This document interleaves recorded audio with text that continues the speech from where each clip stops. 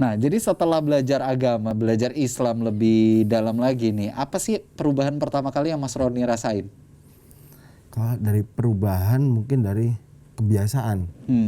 Biasa dulu jahiliyah sering bicara kotor mungkin kan dari perilaku. Nah, itu alhamdulillah di situ karena sering-seringnya di dalam masjid, mungkin karena kurus iktikafnya di masjid. Jadi kita ini mau buat bicara kotor mikir 7 kali lipat kan gitu. Tempat suci nih. Iya, di masjid masa kita mau bicara kotor. Kita ini ketemu sama orang ahli Quran, orang ahli hadis, orang ahli khidmat dan lain sebagainya. Nggak mungkin kita mau bicara kotor sama mereka gitu kan. Karena kan nggak ada yang mancing suasana itu tadi. Iya, kecuali sama teman sendiri kan. Kalau kita nih di tongkrongan, di suatu tempat ngopi, ketemu teman-teman lama dulu, ada suara-suara yang kurang enak, itu pun kita bisa terpancing juga gitu. Tapi alhamdulillahnya di situ jadikan menjadi kebiasaan gitu. Setelah nongkrong di masjid, di dalam masjid jadi kebiasaan. Awalnya cuman nggak pernah istighfar, jadi istighfar. Nggak pernah bilang Masya Allah, jadi bilang Masya Allah ketemu orang gitu kan. Nggak pernah bilang Bismillah, jadi bilang Bismillah. Jadi ada kebiasaan-kebiasaan buruk yang hilang, yang tergantikan dengan kebiasaan baik itu tadi, ucapan-ucapan. Jadi memang lingkungan itu tuh punya pengaruh yang besar ya. Pengaruh sangat ngebentuk diri kita ya. Benar sekali, sangat pengaruh besar sekali karena lingkungan itu. Kalau dari Mas Roni sendiri nih, masih ada nggak sih sebenarnya keinginan yang Mas Roni rasa belum tercapai saat ini? Kalau dibilang belum tercapai, karena hijrah ini suatu proses perjalanan. Jadi kita ini ujungnya mana ini yang belum tercapai. Belum tahu. Ya, gitu belum kan? tahu ujungnya bagaimana kan, kita ini tinggal kebiasaan kita jauh mana gitu. Jadi kalau suatu yang belum tercapai masih banyak banget gitu kan. Kita hijrah ini masih belajar perbaikan diri, suatu proses istiqomah, baru belajar istiqomah, suatu proses, suatu belajar taat, belajar tawakal kan, suatu pelajaran semua dalam kehidupan itu. Jadi kalau kita ini ditanyain masalah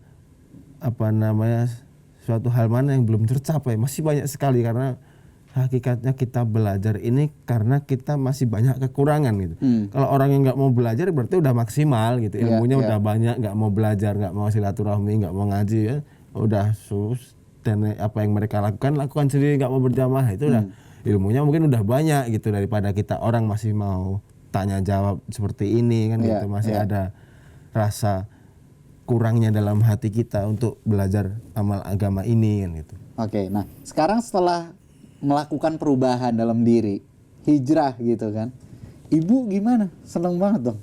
Aduh, kalau dibilang senang ya senangnya udah, ya namanya lihat anaknya yang dulunya pakai pakaian hitam-hitam nggak pernah kelihatan di rumah, apalagi contoh seperti itu kan, sekarang mau pakai pakaian warna-warni, mau pakai pakaian yang bersih, mau di tempat-tempat yang mulia, maksudnya di tempat yang mulia, di masjidnya Allah, mau datang ke masjid, mau ngaji, pastinya senang banget kan gitu. Pernah sampai nangis nggak?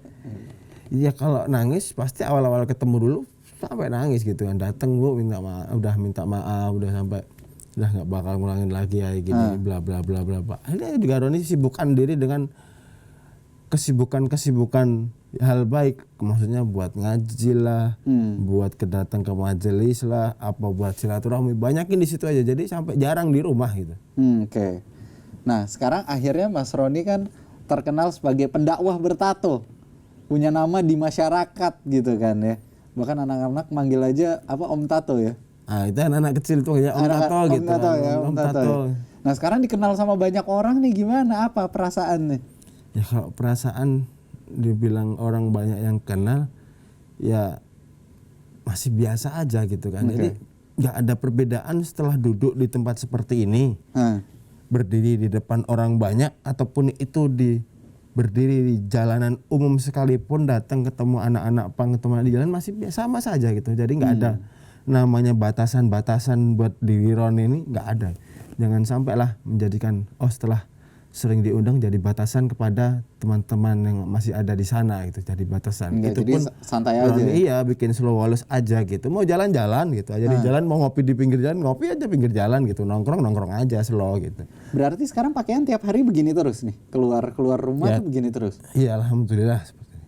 Nah, kan dengan berusaha lah gitu kan. Pakaian seperti ini kan adalah pakaian bisa dibilang pakaian yang positif gitu kan. Tapi kan dengan adanya tampilannya Mas Roni yang ada, mohon maaf, ada tatonya dan segala macamnya, ada nggak sih orang yang dari luar tuh masih kayak, apa sih ini orang? Ya, Mandang negatif tuh masih, mandang negatif atau dibilang ini orang sok suci pencitraan doang gitu. Ya emang gue pencitraan sama Tuhan saya bilang gitu. Wah, Sama Rob cakep. kita kalau nggak pencitraan gimana kita mendapatkan surga gitu. itu kuncinya, pencitraan sama Allah Allah. Subhanahu wa taala. Kita pencitraan sama yang menciptakan kita saja kita nggak pernah kan gitu. Gimana kita ini mau mendapatkan surga yang menciptakan kita kan gitu. Benar. Kita ini pencitraan minimal kalau orang bilang lu ibadah aja terpaksa. Emang terpaksa. Kita ini terpaksa masuk surga daripada suruh lenggang ke neraka kan gitu. Ya kita terpaksa masuk surga nggak masalah. Dipaksa masuk surga mau saja. Daripada kita suruh mampir ke neraka, mampir ngopi mah enak gitu kan. Ngopi makan kue ngemil gemuk badan happy ya. Mampir ke neraka nggak enak banget kan, nyesek gitu. Iya kalau bisa keluar lagi. Ya itu pertanyaannya gitu. Kalau orang bilang terpaksa, memang kita ini ibadah berawal dari keterpaksaan. Harus dipaksakan. Harus kita paksakan diri kita agar menjadi kebiasaan. Betul. Kalau kita nggak memaksakan diri kita nggak bisa memaksakan hati kita untuk menerima kebaikan ini. Dari mana hati kita ini akan Allah Subhanahu wa taala bukakan untuk menerima kebaikan ini semua kan. Oke. Jadi kita harus ada keterpaksaan dulu, nggak bisa orang bilang gua hijrah langsung bisa ikhlas. Nggak ada nama ikhlas dibicarakan di depan, itu nggak ada. Adanya orang ikhlas setelah melakukan sesuatu pasti banyak-banyak istighfar kan gitu. Contoh suatu apa yang banyak orang lakukan, alim ulama kan gitu. Jadi kalau dibilang ente sholat aja terpaksa, iya terpaksa karena saya takut neraka gitu doang kan gitu. Memang saya ini takut neraka makanya saya terpaksa sholat kan gitu. Dari keterpaksaan itu akan menjadi kebiasaan, akan menjadikan rutinitas. Kalau udah menjadikan rutinitas itu menjadikan suatu kewajiban yang tidak menjadikan beban. Karena agama ini Allah Subhanahu wa taala datangkan dengan adanya Rasulullah SAW untuk menyampaikan perkara agama ini bukan untuk menjadikan mempersulit dalam kehidupan kita. Justru mempermudah. Justru untuk mempermudah dalam kehidupan kita. Kita pengennya sedikit kerja tapi banyak duit. Tapi kita ini jauh sama yang ngasih duit kepada kita. Betul. Jauh ya sama yang ngasih rezeki kepada kita. Betul. Gimana kita mau banyak duit kan gitu. Orang yang menciptakan rezeki saja, yang ngasih rezeki kepada hambanya ini nggak pernah kita deketin, nggak pernah kita rayu-rayu. Gimana kita mau kasih rezeki yang banyak kan gitu. Contohnya seperti itu kan. Kita kedatangan tamu dari Kota Batik. Wah ini juragan batik nih. Saya cuman perasaan nggak enak nih. Ini perasaan nggak enak nih, kamar mandi mana? Mau kamar mandi jauh kan? Udahlah pakai sorban, dan lepas saya tutup ini di kepala gini. Saya cuma nunduk doang. Nunduk ketutupan sama orang kanan kiri. Nah dari belakang Om Tengku Wisnu datang tuh. Mas Roni ayo maju ke depan. Talata, Ithnan, Wahid. Wassalamualaikum warahmatullahi wabarakatuh.